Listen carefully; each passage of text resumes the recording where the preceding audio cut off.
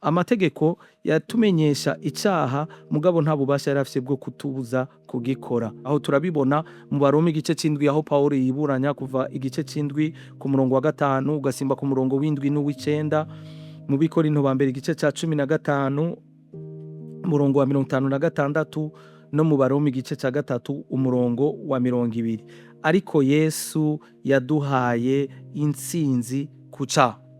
Abikorinto ba mbere ndahasoma aha, na Abikorinto ba mbere igice ca 15 umurongo wa 57 haravuga ngo 1 Corinthiens 15 verset 57 haravuga ngo 57 haravuga ngo ariko Imana ishimwe kwiduha intsinzi muri Kristo Yesu.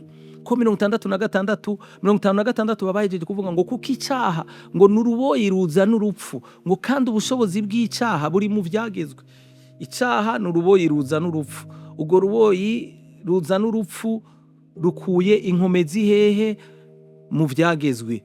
Amategeko ngo ubushobozi bw'icyaha buva mu mategeko, ngo ariko Imana ishimwe kuko iduha intsinzi muri Kristo Yesu. Muri Kristo Yesu niho twaronkeye intsinzi y'icyaha, niho twaronkeye intsinzi yo kunesha icyaha. Abakeneye kubiraba kandi mubarabe muri Yohana wa mbere igice ca 3 umurongo w'8 ngo kuko ngo ukora ibitagororotse ukora icyaha ngo nuwa wa mugwanizi n'ubandanya acumura, ngo kandi ngo kuko uyo mugwanizi ngo yamye akora icyaha kuva kera, ngo ariko ngo umwami wacu Yesu Kristo ngo yazanywe no gusangangura ubushobozi bw'uyo mugwanizi. Ni ukuvuga ngo umugwanizi yakora icyaha akandukiza abantu gukora icyaha, ariko Kristo Yesu yaje kumwambura ubushobozi n'ububasha bwose, nk'uko na Pawulo yongera akabivuga mu Bakolosayi 2 umurongo wa 10 kuva ku murongo wa 14.